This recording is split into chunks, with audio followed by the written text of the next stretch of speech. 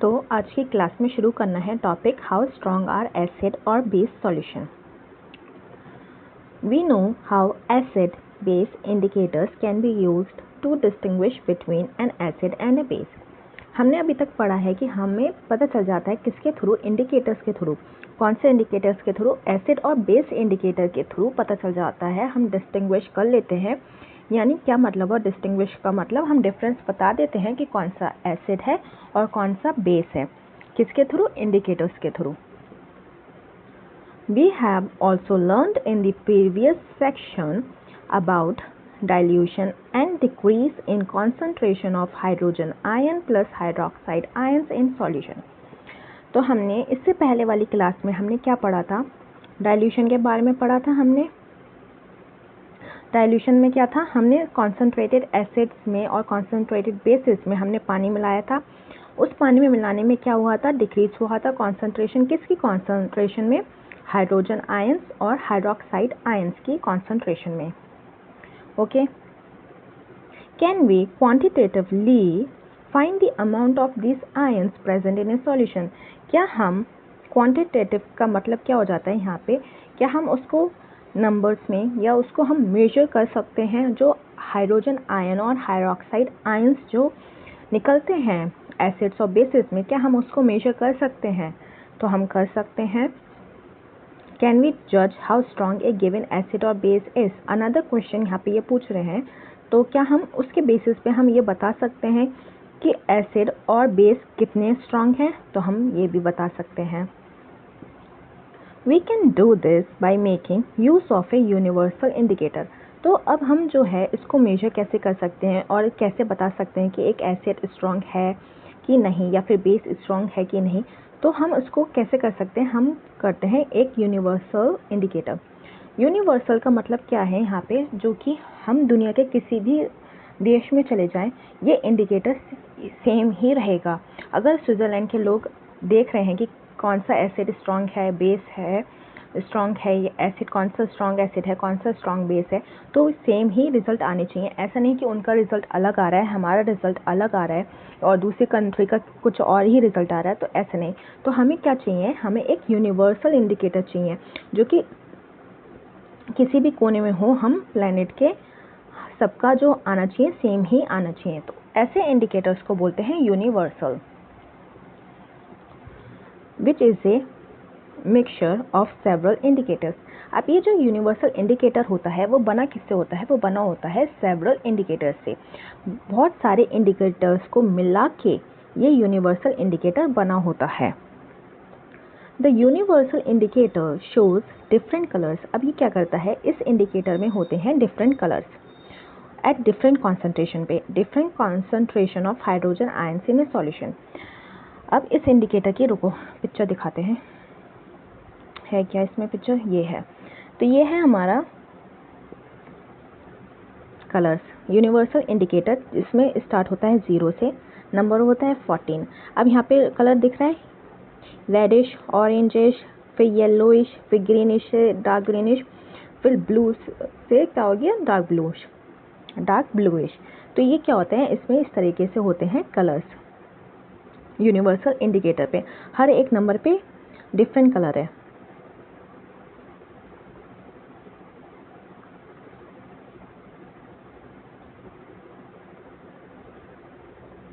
तो universal indicator shows different colours. ठीक है, हमने देखा डिफरेंट कलर्स होते हैं किस पे? डिफरेंट कॉन्सेंट्रेशन होते हैं, different concentration of hydrogen ions. जो नंबर लिखे हुए हैं 0 से लेके 14, वो दिखाता है, वो रिप्रेजेंट करता है हाइड्रोजन आयन की कॉन्सेंट्रेशन को in a solution. A scale for measuring hydrogen ion concentration in a solution called pH scale has been developed. अब क्या होता है? जो स्केल जो हाइड्रोजन आयन की कॉन्सेंट्रेशन को मेजर करता है, ठीक है, हाइड्रोजन आयन क्या हो गया? H+ को, जो H+ को मेजर करता है सॉल्यूशन में, उस स्केल को बोलते हैं pH स्केल। द P जो होता है इन pH स्टैंड फॉर पोटेंस। किसके लिए स्टैंड होता है? पोटेंस के लिए। और ये वर्ड आया है कहाँ से? जर्मन वर्ड है और इसका वर्ड का मतलब होता है पावर। तो पोटेंस का मतलब क्या हुआ? Power. On the pH scale we can measure तो एक मिनट, तो pH का क्या मतलब हो गया? Power of H, power of hydrogen ion. On the pH scale we can measure pH generally from 0, ठीक है। अभी हमने देखा था कहाँ तक शुरू था नंबर, 0 से कहाँ पे ख़त्म था? 14 पे। तो 0 का जो मतलब होता है वो होता है वेरी एसिडिक, और 14 का मतलब हो जाता है वेरी एल्कलाइन। तो क्या मतलब हुआ? जो 0 हुआ उसका मतलब हो गया कि कॉन्सेंट्रेशन कहाँ से शुरू हो रही है? वेरी एसिडिक से। तो एसिडिक से फिर एसिड, एसिड से न्यूट्रल, न्यूट्रल से बेसिक या फिर एल्कलाइन, फिर एल्कलाइन से क्या हो जाएगा? Very alkaline. 14 क्या हो जाता है? Most alkaline.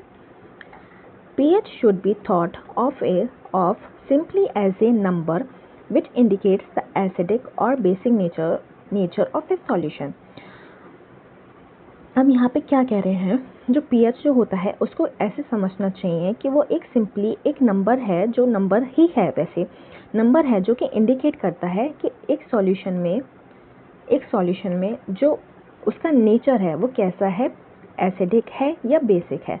तो इस pH को कैसे समझना चाहिए, वो बताता है कि एक सॉल्यूशन में अगर कोई सॉल्यूशन है तो उसका नेचर कैसा है, एसिडिक है या बेसिक है। जितना ज़्यादा higher the hydronium ion concentration lower is the pH value. अब यहाँ पे हाइड्रोनियम आयन यूज़ किया है जो कि H प्लस जो होता है बहुत ही हाईली अनस्टेबल होता है। तो ये किससे रिएक्ट करता है? ये वाटर से रिएक्ट करता है और क्या बनाता है? Hydronium ion. ये कल की हमने क्लास में पढ़ा था, जिसे याद होगा, ठीक है। तो हाइड्रोनियम आयन बोल लो या फिर हाइड्रोजन आयन बोल लो, तो बात ये यही दिखाता है, क्या दिखाता है? एसिडिक कॉन्सेंट्रेशन दिखाता है। तो हाइड्रोनियम आयन की कॉन्सेंट्रेशन जितनी ज़्यादा होगी तो लोअर क्या होगा? उसकी pH वैल्यू उतनी ही कम होगी। अगर H प्लस की कॉन्सेंट्रेशन जितनी ज़्यादा होगी तो कॉन्सेंट्रेशन क्या हो जाएगा? इसका मतलब क्या होगा? सॉल्यूशन एसिडिक है, और ज़्यादा एसिडिक कहाँ पे है? 0 से, वेरी एसिडिक, ठीक है। तो जितनी ज़्यादा लोअर होगी pH की वैल्यू उतनी ज़्यादा हाइड्रोनियम आयन या फिर हाइड्रोजन आयन की कॉन्सेंट्रेशन ज़्यादा होगी। The pH of neutral solution is 7। Neutral solution की क्या होती है? 7, जो कि ना तो एसिडिक है ना तो बेसिक है। कैसा है? वो न्यूट्रल है। Value less than 7 on the pH scale represent an acidic solution. अब क्या माना है? pH अगर हमने न्यूट्रल माना है तो 7 के नीचे क्या हो जाएगा? एसिडिक हो जाएगा, और 7 से ज़्यादा हो जाएगा तो क्या हो जाएगा? हमारा सॉल्यूशन बेसिक हो जाएगा। इसका मतलब तो यही हुआ, अगर 7 हमने न्यूट्रल माना है तो 7 क्या है? हमारे बीच का ग्राउंड है जहाँ पे एसिड और बेसिक जो जब मिल जाते हैं तो वो क्या हो जाता है? सॉल्यूशन न्यूट्रल हो जाता है। तो वैल्यू लेस देन अगर 7 है ऑन द pH स्केल तो हमारा क्या हो जाएगा? सॉल्यूशन एसिडिक हो जाएगा, एसिडिक की तरफ बढ़ जाएगा। और pH की वैल्यू जैसे ही 7 से बढ़ती है, 14 तक तो मैक्स ही है, तो बढ़ती है तो क्या हो जाता है? वो दिखाता है कि हमारा सॉल्यूशन बेसिक है। बेसिक का क्या मतलब हुआ? वो रिप्रेजेंट करता है an increase in OH hydroxide ion की कॉन्सेंट्रेशन। क्यों? क्योंकि बेसिक सॉल्यूशन में क्या होता है? कौन से आयन होती है? हाइड्रोक्साइड आयन होता है। तो बेसिक सॉल्यूशन का क्या मतलब हुआ? हाइड्रोक्साइड आयन की कॉन्सेंट्रेशन सॉल्यूशन में ज़्यादा है। That is increase in the strength of alkali. क्या मतलब हुआ? कि जो स्ट्रेंथ हुई एल्कली की, एल्कली क्या होते हैं? जो वो बेस होते हैं जो वाटर में डिसॉल्व हो जाते हैं, तो उन्हें बोलते हैं एल्कली। तो जितनी ज़्यादा OH आयन की कॉन्सेंट्रेशन ज़्यादा होगी उतनी ही ज़्यादा एल्कली की स्ट्रेंथ क्या होगी? ज़्यादा होगी। Generally paper impregnated with the universal indicator is use for measuring pH। अब क्या होता है? जो यूनिवर्सल इंडिकेटर्स होता है, ये जो यूनिवर्सल इंडिकेटर होता है ये ही यूज किया जाता है फॉर मेजरिंग pH, ठीक। तो आप ये भी कह सकते हो कि ये जो मेजरिंग pH है या फिर यूनिवर्सल इंडिकेटर है, ये क्या मेजर करता है? मेजर करता है pH। और मेजर pH का मतलब क्या हुआ? कि ये भी यूनिवर्सल इंडिकेटर है, एक दूसरे को बोल सकते हैं। अब देखो ये है चार्ट, रफ चार्ट है। 0 हो गया हमारा एसिडिक, 14 हो गया हमारा वेरी बेसिक, ये भी वेरी एसिडिक, न्यूट्रल हो गया हमारा 7। अब यहाँ पे क्या हो रहा है, जितना इधर की तरफ जाएंगे उतना क्या होगा, एसिडिक नेचर हमारा बढ़ेगा। हम जितना ही इधर की तरफ जाएंगे क्या होगा, हमारा बेसिक नेचर इंक्रीज होगा सॉल्यूशन का। तो इसका मतलब है एसिड में क्या होता है, H+ आयन होते हैं, बेस में क्या होते हैं, हाइड्रोक्साइड आयन होते हैं। तो जितना इधर जाएंगे तो इसकी कॉन्सेंट्रेशन क्या होगी, बढ़ेगी। इतना ही हम इधर जाएंगे तो हाइड्रोजन आयन की कॉन्सेंट्रेशन क्या होगी, बढ़ेगी। यही लिखा है यहाँ पे भी। अब यहाँ पे क्या लिखा है, decrease in hydrogen ion concentration. Obviously क्योंकि क्या होता है, बेस में होता है ये वाली ज़्यादा होता है, हाइड्रोक्साइड आयन ज़्यादा होता है। तो इसलिए ही इन्होंने यहाँ पे ये भी लिख सकते थे increase in hydroxide ion concentration, पर इन्होंने क्या लिख दिया, decrease in hydroxide ion concentration. इन्होंने उल्टा कर दिया। पर यहाँ पे भी लिख सकते थे कि increase in H+ ion concentration की जगह लिख सकते थे decrease in hydroxide ion concentration. बात तो वही रहती है ना। अब आता है एक्टिविटी 2.1। इसमें कह रहे हैं एक test the pH values of solution given in table 2.2। ये है टेबल 2.2। इसमें ये दे रखा है हमें 10 सॉल्यूशंस। अब इनकी क्या मेजर करना है, हमें pH वैल्यूज मेजर करनी है। Record your observation, what is the nature of each substance on the basis of your observation. अब इन्होंने ये बोल रहे हैं कि ये जो सॉल्यूशन दे रखे हैं हमें इन्हें बताना है कि कलर ऑफ pH पेपर पे इनका कलर क्या आएगा, इनकी pH वैल्यू क्या होगी और इसका नेचर क्या होगा सब्सटेंस का। देखो देखते हैं।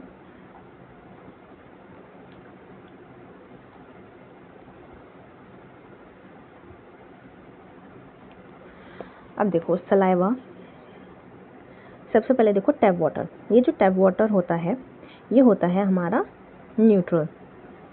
एक मिनट,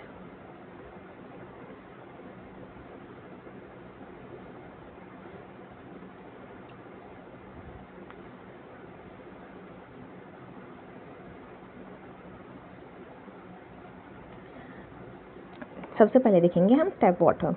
जो टैप वाटर होता है हमारा, जो ये होता है एकदम न्यूट्रल। तो ये हो जाएगा 7। अप्रॉक्सीमेट pH वैल्यू क्या हो जाएगी इसकी 7। अब इसका कलर कैसे देखेंगे, कलर ऑफ pH पेपर देखो 7 कहाँ पे है, यहाँ पे है। तो इसका कलर क्या है, ग्रीन। तो यहाँ पे क्या हो जाएगा इसका कलर ग्रीन। अब नेचर ऑफ सब्सटेंस क्या हो जाएगा, 7 क्या होता है हमारा न्यूट्रल, तो ये हो जाएगा हमारा न्यूट्रल। ठीक। अब सलाइवा पे आते हैं। Saliva before meal. मील से पहले क्या होता है, इसका जो हमारा जो नॉर्मल सलाइवा का जो pH होता है वो होता है अप्रॉक्सीमेटली 6.8। अब 6.8 कहाँ आ जाता है, यहाँ आ जाता है 6 और 7 के बीच में कहीं पे। तो इसका क्या कलर हो जाएगा, ये हो जाएगा ये भी कुछ ग्रीनिश, ये हो जाएगा ग्रीनिश। नेचर ऑफ सब्सटेंस क्या हो जाएगा, अगर 6.8 है तो 7 से तो नीचे ही है, तो क्या हो जाएगा, ये स्लाइटली एसिडिक बोलेंगे। क्यों, 7 से नीचे क्या होता है स्लाइटली एसिडिक, और 6.8 तो 7 से नीचे ही है, तो इसे हम बोलेंगे स्लाइटली एसिडिक। अब सलाइवा क्या होगा, खाना खाने के बाद। खाना खाने के बाद क्या हो जाता है, ये हमारा हो जाता है बेसिक में चला जाता है। तो इसका हो जाता है अप्रॉक्सीमेटली 7.4। ये 7.4 है। अब 7.4 कहाँ आ जाता है, ये आ जाता है इधर कुछ डार्क ग्रीनिश हो गया यहाँ पे। तो ये क्या ये हो जाता है डार्क ग्रीन, डार्क ग्रीन। ये हो गया हमारा डार्क ग्रीन। और नेचर क्या हो जाएगा हमारा, हो जाएगा ये स्लाइटली बेसिक। क्यों हुआ, क्योंकि ये 7 से तो ज़्यादा है। Lemon juice. लेमन जूस कैसा होता है, लेमन जूस की pH होती है 2.2। तो अब 2.2 कहाँ जाता है, ये आ जाता है 2 और 3 के बीच में, यहाँ कहीं। अब इसका कलर क्या हो जाता है, इसका कलर हो जाता है कुछ रेडिश ऑरेंजिश। ठीक है, रेडिश ऑरेंजिश सा कलर हो जाता है। और ये क्या हो जाता है, ये हो जाता है एसिडिक। 2.2 तो एसिडिक में आ गया। Colourless aerated drink. Colourless aerated drink होती है हमारी कोल्ड ड्रिंक, जो कि कलरलेस वाली जो जिसमें कार्बन जो भरी होती है उसको बोलते हैं एरिएटेड ड्रिंक। तो ये क्या होती है, ये हमारी होती है, इसका pH होता है करीबन 3.5। 3.5 हो गया तो ये कहाँ जाता है 3.5 ऑरेंजिश, ऑरेंजिश में आ गया। और क्या हो गया, ये भी एसिडिक हो गई। कैरेट। अब इसमें दे रखा है कैरेट जूस। अब कैरेट जूस का जो होता है pH होता है 5.8 समथिंग। अगर 5.8 समथिंग है तो ये क्या हो जाएगा, ये भी एसिडिक है। अब हम इसको क्या लिख सकते हैं, स्लाइटली एसिडिक। ठीक है, इतना भी एसिडिक नहीं, स्लाइटली एसिडिक। अब कैरेट जूस हो जाता है 5.8। अब 5.8 यहाँ आ जाता है। अब इसका कलर क्या हो जाता है, येलोइश ग्रीन बोल सकते हैं। येलोइश भी है और ग्रीनिश भी है। कॉफ़ी होती है हमारी, pH होता है इसका 5, एसिडिक होती है। 5 है तो ये भी क्या हो जाएगी हमारी, ये भी स्लाइटली एसिडिक हो जाएगी। अब कॉफ़ी का कलर क्या हो जाएगा 5। ये 5 कैसा कलर है, ये कुछ येलोइश कलर है, कुछ येलोइश, तो ये येलोइश लिख सकते हैं। टमाटो जूस होता है हमारा एसिडिक, इसका हो जाता है 4.2, तो ये भी क्या हो जाएगा, एसिडिक में आ जाएगा। तो 4.2 का देखो कहाँ आ रहा है, 4.2 आ रहा है यहाँ ही कहीं पे। ये कुछ हो जाएगा ऑरेंजिश येलो कलर का, ऑरेंजिश येलो कलर का। अब ये दे रखा है 1 मोलर NaOH, ये होता है हमारा बेस और ये होता है स्ट्रॉन्ग बेस, तो ये हो जाएगा 14। तो ये हो जाएगा क्या हो जाएगा, क्या हो जाएगा, बेसिक हो जाएगा। और 14 का कलर क्या है, डार्क ब्लू, तो हम लिख देंगे यहाँ पे क्या है, डार्क ब्लू। HCl क्या होता है, ये तो हमारा बहुत ज़्यादा स्ट्रॉन्ग एसिड होता है, तो हम इसे कर देंगे 1, तो ये हमारा हो जाएगा स्ट्रॉन्ग एसिड। हम लिख देंगे स्ट्रॉन्ग एसिड, ये हो जाएगा हमारा स्ट्रॉन्ग बेस। 1 हो गया। और 1 का कलर क्या है, रेड। ठीक, इस तरीके से देखना होता है कलर। उसकी सबसे पहले pH वैल्यू देखनी होती है, फिर उसका कलर देखना होता है कि उसका पेपर में कहाँ कौन सा कलर आ रहा है। उस बेसिस पे हम उसका बता सकते हैं नेचर ऑफ सब्सटेंसेस। ऑलराइट,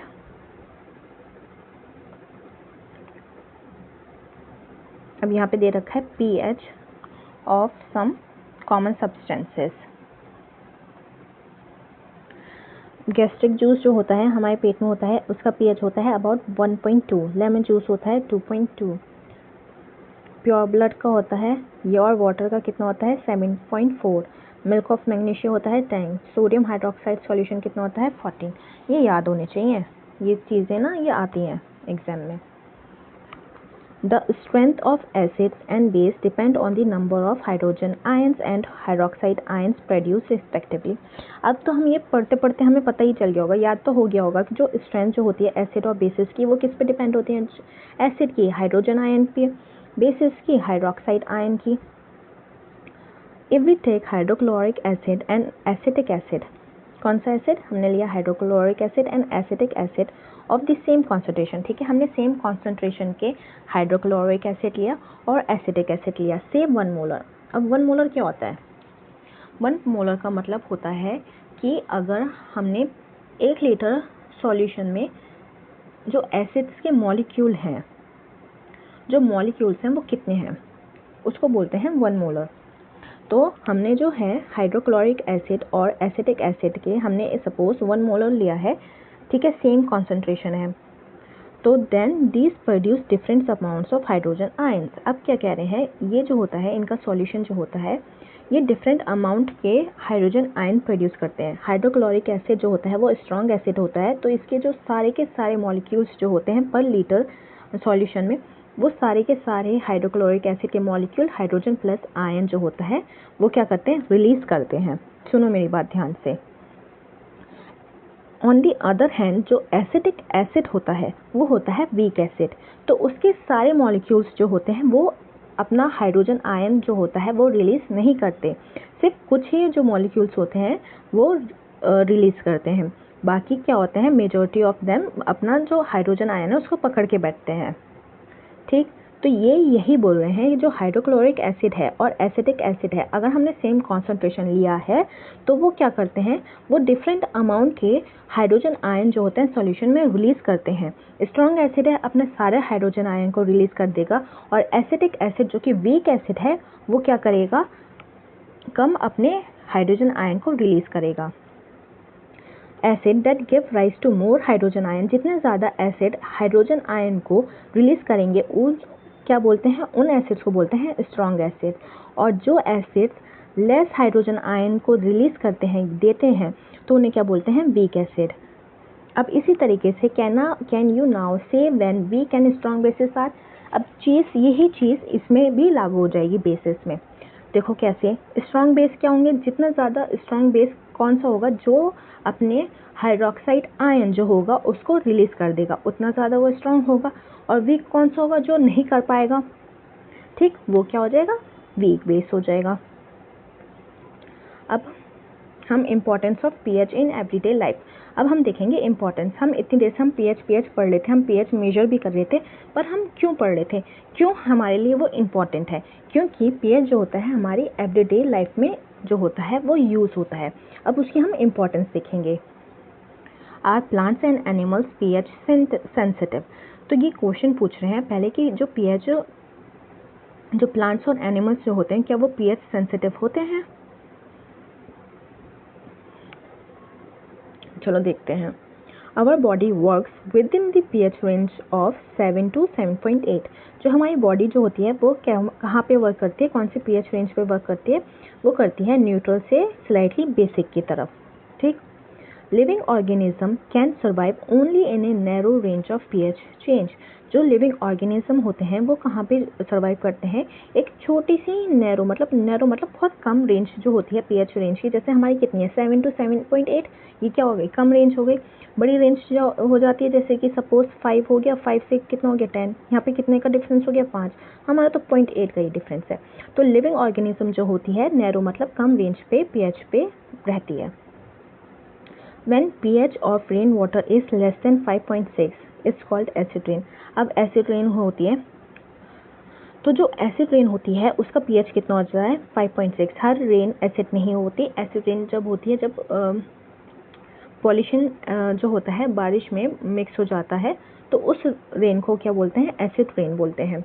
लेकिन अगर बारिश जैसे मानसून के सीजन में बारिश लगातार पड़ी जा रही है तो वो एसिड रेन नहीं होती, क्योंकि उस टाइम तक जो पहली बरसात जो होती है उसमें पॉल्यूशन मिक्स हो जाते हैं, तो फिर उसके बाद क्या हो जाती है, बाकी रेन जो होती है वो साफ़ सुथरी होती है, फिर वो न्यूट्रल में आ जाती है, उनका स्लाइटली 7 में आ जाता है पीएच।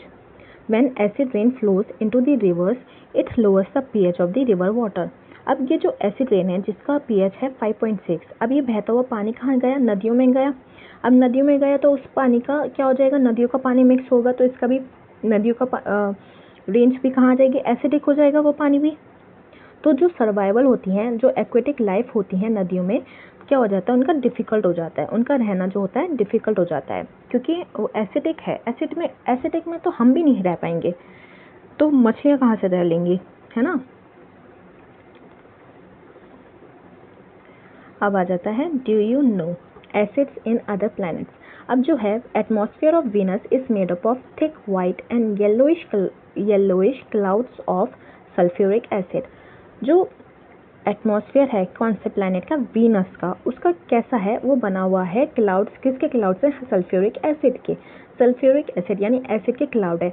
तो do you think life can exist on this planet, तो इस ऐसे बताओ ऐसे प्लैनेट पे क्या लाइफ एग्जिस्ट करेगी, बिल्कुल नहीं करेगी। क्यों नहीं करेगी, क्योंकि उनका जो क्लाउड बना हुआ है, जो एटमॉस्फेयर बना हुआ है, वो बना हुआ है किसके, सल्फ्यूरिक एसिड से। अब है what is the pH of the soil in your backyard.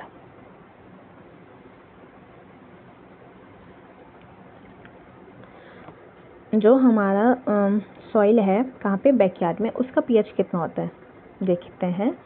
Plants require a specific pH range for their healthy growth. जितने भी लिविंग थिंग्स होते हैं उनको एक स्पेसिफिक पीएच रेंज होती है। इस बात को अपने ध्यान में गांठ बांध के रख लो कि हर एक लिविंग ऑर्गेनिज्म की जो होती है वो एक स्पेसिफिक पीएच रेंज होती है जहाँ पे वो जिंदा रह सकते हैं। जहाँ पे भी ऊपर हुआ या फिर नीचे हुआ तो क्या हो जाएगा, उनकी जो सर्वाइवल होगी वो डिफ़िकल्ट हो जाएगी। जैसे कि जब नदियों में एसिड वाला पानी जा रहा था तो क्या हुआ था, मछलियों के लिए सर्वाइवल क्या हो जाएगा, मुश्किल हो जाएगा। इवन हमारे लिए मुश्किल हो जाएगा। अगर हमारा एनवायरनमेंट थोड़ा बेसिक हो जाएगा तो क्या हो जाएगा, 7.8 से ज़्यादा हो जाएगा तो हाँ हमारे लिए बहुत मुश्किल हो जाएगी, या फिर 7 से नीचे हो जाएगा तो हमारे लिए मुश्किल हो जाएगी। To find out the pH required for the healthy growth of a plant, अगर हमें pH निकालना है कि एक प्लांट की क्या है, उसकी pH हेल्दी pH क्या है, तो हम कैसे निकालेंगे, हम क्या करेंगे, you can collect the soil. हम क्या करेंगे, सॉइल को कलेक्ट करेंगे, उस जगह का जिस प्लांट का हमें देखना है उसकी सॉइल को कलेक्ट करेंगे from various places and check the pH in the manner described below in activity 2.12। तो हम इस एक्टिविटी के थ्रू क्या करेंगे, हम अपना pH को चेक करेंगे। Also you can note down which plants are growing in the region from which you have collected the soil. और हम उसको नोट कर सकते हैं। आफ्टर डूइंग दिस एक्टिविटी हमें पता चल जाएगा कि कौन से प्लांट का क्या pH है, तो हम उसको नोट डाउन कर सकते हैं। अब चलो देखते हैं इस एक्टिविटी को।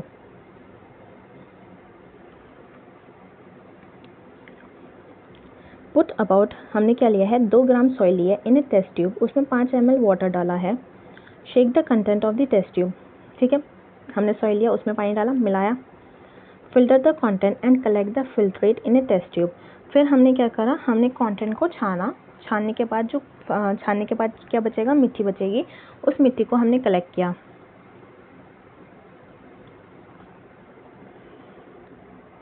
अब हम इस pH को, इस फिल्ट्रेट को कहाँ पे, हम यूनिवर्सल इंडिकेटर पेपर से चेक करेंगे। तो हम क्या होता है जो आइडियल सॉइल pH जो होता है वो होता है 6 से 7 की रेंज में। ये होता है आइडियल सॉइल का pH for the growth of plants in your region. Okay, pH in our digestive system, हमने पढ़ा भी है डाइजेस्टिव सिस्टम। अब देखते हैं। It is very interesting to note that our stomach produces hydrochloric acid. हमें पता है हमारे पेट में क्या होता है, हाइड्रोक्लोरिक एसिड होता है। हमारा पेट क्या प्रोड्यूस करता है, hydrochloric acid. It helps in the digestion of food without harming the stomach. अब हमारा पेट हाइड्रोक्लोरिक एसिड क्यों प्रोड्यूस करता है, क्योंकि ये हाइड्रोक्लोरिक एसिड जो होता है डाइजेशन ऑफ फूड में, फूड को डाइजेस्ट करने में हेल्प करता है। विदाउट हार्मिंग द स्टमक, क्योंकि एक म्यूकस स्टमक पे लाइनिंग होती है जो कि प्रोटेक्ट करता है स्टमक को। During indigestion the stomach produces too much acid. अब क्या होता है इनडाइजेशन के समय में, जब इनडाइजेशन क्या मतलब हुआ, इनडाइजेशन वो होता है कि जब हमारा पेट जो होता है डाइजेस्ट नहीं कर पाता खाना, उसको बोलते हैं इनडाइजेशन। और इनडाइजेशन के टाइम पे क्या होता है, टू मच एसिड रिलीज होता है। हमारा पेट बहुत ज़्यादा एसिड जो होता है वो बहुत ज़्यादा प्रोड्यूस करता है, और ये क्या कॉज करता है, पेन और इरिटेशन, ठीक है। To get rid of this pain, इस पेन को क्योर करने के लिए, ठीक करने के लिए क्या करते हैं, people uses basis called antacids. अब क्या होता है, एसिड को कौन न्यूट्रलाइज करता है, बेस करता है, तो लोग क्या लेते हैं, बेस लेते हैं, और उन बेसिस को क्या बोलते हैं, एंटासिड्स। जैसे कि इनो क्या होता है, इनो क्या होता है, बेस होता है। One such remedy must have been suggested by you at the beginning of this chapter. तो एक जो है ये जो रेमेडी इस तरह की कहाँ बताई थी, ये इंट्रोडक्शन में बताई थी इस चैप्टर के। These antacids neutralize the excess acid magnesium hydroxide, milk of magnesia, a mild base is often used for this purpose. अब क्या होता है, एंटासिड क्या करता है, न्यूट्रलाइज कर देता है ये एक्सेस एसिड्स को, और इस केस में इन्होंने क्या लिया है, magnesium hydroxide, milk of magnesia भी बोलते हैं। तो ये क्या करता है, ये एक माइल्ड बेस है जो कि न्यूट्रलाइज करता है किसको, एसिड को।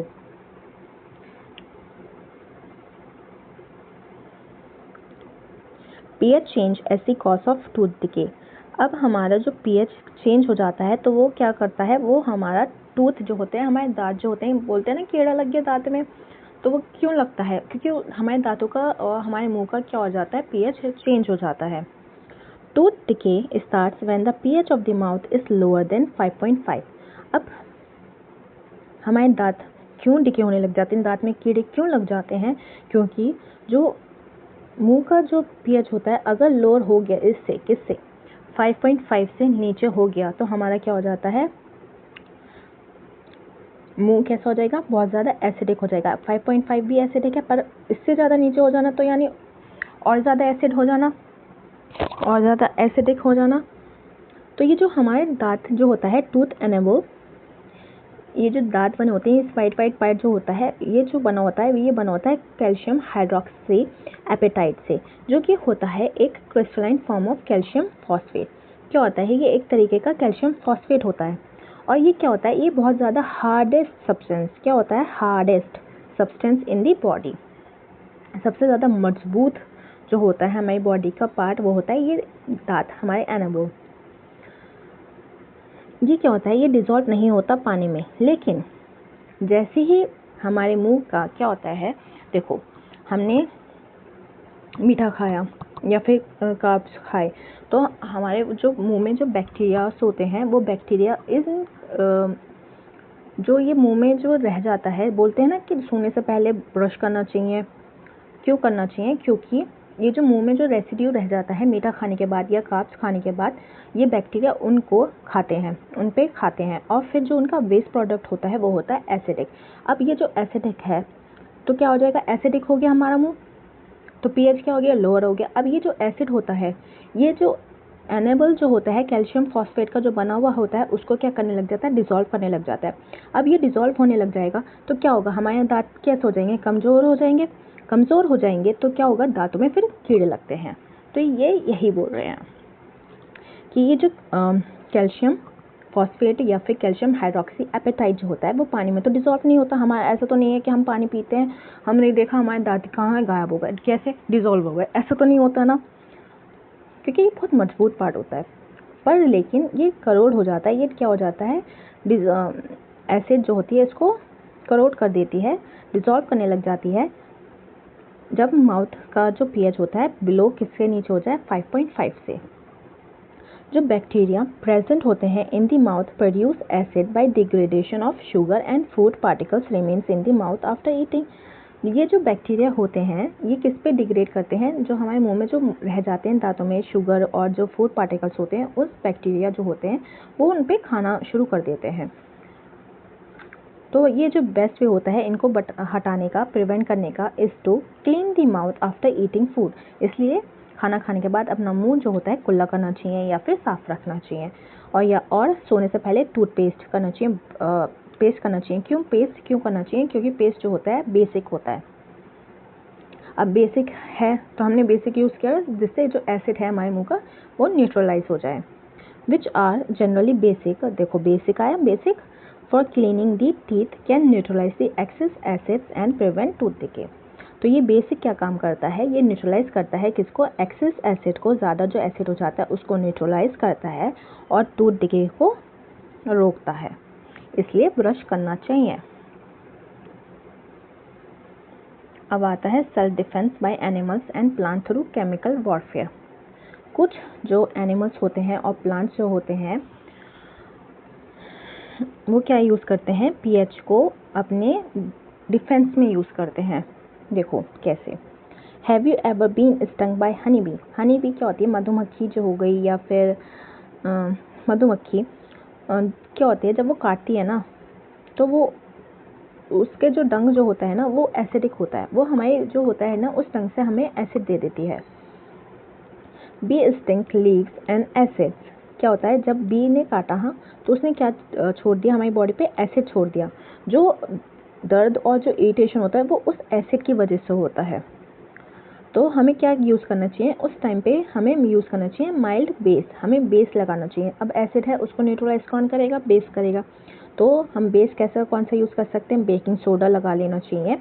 जिस जगह पे काटा है उससे क्या मिलेगा, रिलीफ मिलेगी।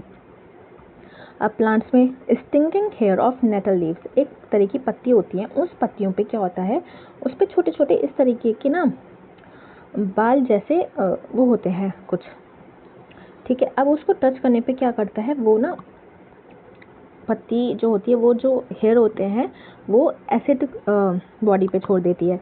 जैसे कि ततैया के काटने पे एसिड छोड़ा था, ऐसे ही इस पत्ती ने भी यही करती है। तो वो कौन सा करती है, वो करती है मेथनोइक एसिड, जो कि यही करता है, कॉज क्या करता है, बर्निंग पेन होता है उससे। अब देखेंगे उसी पत्ती के बारे में। नेटल जो होती है, देखो नेटल जो होती हैं, अगर इस यहाँ पे दिख रहा होगा लीव्स में, ये जो है ना ये फाइन हेयर्स हैं, इसमें क्या होता है, इसको छूने पे ये एसिड दे देती है बॉडी पे। अब ये नेटल जो होता है एक हर्बेशियस प्लांट होता है विच ग्रोस इन द वाइल्ड, क्या होता है ये एक जंगली पौधा होता है। इट लीव्स हैव इट, उसकी पत्तियों में क्या होता है, एक स्टिंकिंग हेयर होते हैं, बाल बहुत पतले पतले से बाल की तरह पत्तियों पे लगे होते हैं, जो कि पेनफुल स्टिंग्स, छूने पे क्या होता है, जब गलती से छू लिया तो ये इनका क्या होता है, दर्द होता है। This is due to the methanoic acid secreted by them. तो उसमें क्या होता है, दर्द क्यों होता है, क्योंकि उसमें मेथेनोइक एसिड होता है, हमारी बॉडी में वो ट्रांसफ़र कर देती है, जिसकी वजह से इरिटेशन और पेन होता है।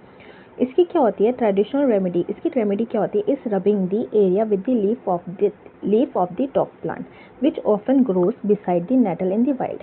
अब ये जो डॉग प्लांट होता है ना, इसको रब कर लेना चाहिए अब जहाँ पे ये पत्ती में काटा है हमें।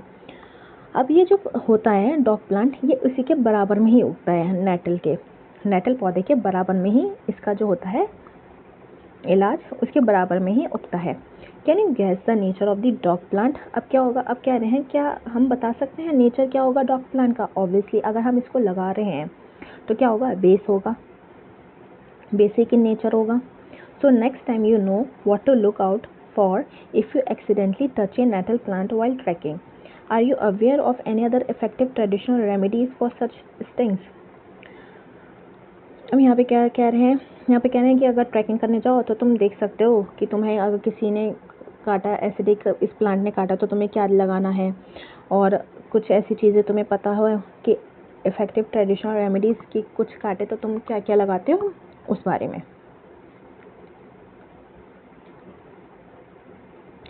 सम नेचुरली अकरिंग एसिड्स, ठीक है, ये याद होने चाहिए पूरी टेबल अच्छे से। अब विनेगर, अब विनेगर में कौन सा एसिड होता है, एसिडिक एसिड। उसका सोर्स क्या होता है, अच्छा नहीं ये दूसरा आ जाता है, ये है 4, यहाँ पे है 1 2 3 4 5 6 7 8, ठीक है। ऑरेंज में कौन सा एसिड होता है, सिट्रिक एसिड। टैमरिंड क्या होता है, इमली। इमली में कौन सा एसिड होता है, टार्टरिक एसिड। टमाटो में कौन सा एसिड होता है, ऑक्सैलिक एसिड। सॉर मिल्क यानी दही, खट्टा दूध या दही जो होता है उसमें कौन सा होता है, लैक्टिक एसिड। लेमन क्या होता है, उसमें होता है सिट्रिक एसिड। एंटी स्टिंग में क्या होता है, एंटी स्टिंग क्या होता है, चींटी का काटना। चींटी के काटने में कौन सा एसिड होता है, मेथेनोइक एसिड। नेटल स्टिंग में भी कौन सा होता है, मेथेनोइक एसिड। ओके, तो ये याद होना चाहिए, ये बहुत आता है, लाइक कि वेरी वेरी इंपॉर्टेंट कर लो इसे। ये तुम इसमें भी पढ़ोगे, फिर 11th में भी पढ़ोगे, और फिर 12th में भी पढ़ोगे। और जिसने जो बाद में जिसको नीट की तैयारी करनी है या फिर इंजीनियरिंग की, तो ये क्वेश्चंस आते हैं। ओहो ये क्या बड़ा हो गया, इससे रिलेटेड चलो क्वेश्चंस करते हैं। पहला क्वेश्चन है, यू हैव 2 सॉल्यूशंस, ठीक है, 2 सॉल्यूशन है ए एंड बी। अब pH ऑफ सॉल्यूशन ए कितना है, 6 है। pH ऑफ सॉल्यूशन बी कितना है, 8 है। Which solution has more hydrogen ion concentration. अब बताओ किस में सबसे ज़्यादा हाइड्रोजन आयन की कॉन्सेंट्रेशन होगी, उसमें होगी जो एसिडिक होगा। तो एसिडिक कौन सा हुआ, 6 वाला, 8 वाला, 6 वाला। तो आंसर क्या हो गया, 6। ए इज 6, ये हो जाएगा सॉल्यूशन में, किस वाले में सॉल्यूशन में ज़्यादा होगी, ए वाले में। तो कौन सा एसिड होगा जो 6 है, और कौन सा बेसिक होगा जो 8 है। Okay, very easy. What effect does the concentration of hydrogen ions have on the nature of the solution? Concentration of hydrogen ion का नेचर कैसा होगा, ऑन दी नेचर क्या होगा। देखो जितनी ज़्यादा इसकी कॉन्सेंट्रेशन होगी हाइड्रोजन आयन की, तो उतना ज़्यादा क्या होगा, वो सॉल्यूशन एसिडिक होगा। जितना ज़्यादा इसकी सॉल्यूशन की कॉन्सेंट्रेशन कम होगी तो क्या हो जाएगा, वो बेसिक हो जाएगा। Do basic solution also have hydrogen ions? If yes, then why are these basic? Yes, basic solution also have hydrogen ions. क्या होता है, बेसिक सॉल्यूशन में भी हाइड्रोजन आयंस होते हैं, लेकिन बेसिक सॉल्यूशन कैसे बनता है, जब जिसमें OH ये होता है, उसी को तो बोलते हैं। तो उस सॉल्यूशन में, बेसिक सॉल्यूशन में इसकी जो कॉन्सेंट्रेशन होती है ज़्यादा होती है, किसके कंपेयर में, ये जो H+ जो होता है उसके कंपेयर में। इसलिए ये जो सॉल्यूशन होता है वो बेसिक होता है। 4. Under what soil condition do you think a farmer would treat the soil of his field with quicklime, calcium oxide, और फ्लेक लाइम जो कि होता है कैल्शियम हाइड्रोक्साइड, और चॉक कैल्शियम कार्बोनेट। तो इसमें क्या बोल रहे हैं कि एक किसान है, वो कौन से कंडीशन में, अगर उसके देखो एक किसान है वो क्या यूज़ करेगा, ये कब यूज़ करेगा, ये जो क्विक लाइम दे रखा है, स्लेक लाइम है और चॉक है दे रखी है, ये अपने खेत में वो क्यों इस्तेमाल करेगा और कौन सी कंडीशन में इस्तेमाल करेगा। तो ये जो सब दे रखा है ये होता है बेस। अब तुम्हें लग गया होगा आइडिया, अगर ये बेस है, अगर उसे अपने खेत में ये बेस यूज़ करने हैं तो कब यूज़ करेगा, जब उसकी खेत में क्या हो जाएगा, मिट्टी कैसी होगी, एसिडिक होगी, तभी तो वो ये बेस इस्तेमाल करेगा। तो क्या है आंसर, वो तब इस्तेमाल करेगा, सॉइल की कंडीशन कैसी हो जाएगी, एसिडिक हो जाएगी, तब वो इस केस में ये सारे जो बेस दे रखे हैं वो तब इस्तेमाल करेगा। ओके, समझ में आया ये टॉपिक, ये चैप्टर। जो भी कुछ प्रॉब्लम है या फिर जो भी क्वेरीज है कमेंट कर देना। तो आज के लिए इतना ही, कल से हम टॉपिक शुरू करेंगे अगली क्लास में, मोर अबाउट सॉल्ट्स के बारे में पढ़ेंगे हम।